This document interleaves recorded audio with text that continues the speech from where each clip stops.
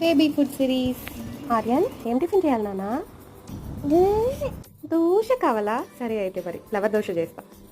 First మనం పాలక్ ఇంకా beetroot juice తీసుకొని దోశ బ్యాటర్లో కలుపుకొని పక్కన పెట్టుకోవడమే. దెన్ మనం వీడియోలో చూపిస్తున్నట్టు వర్టికల్ స్ట్రైప్స్ లాగా దోశనైతే వేసుకోవాలి.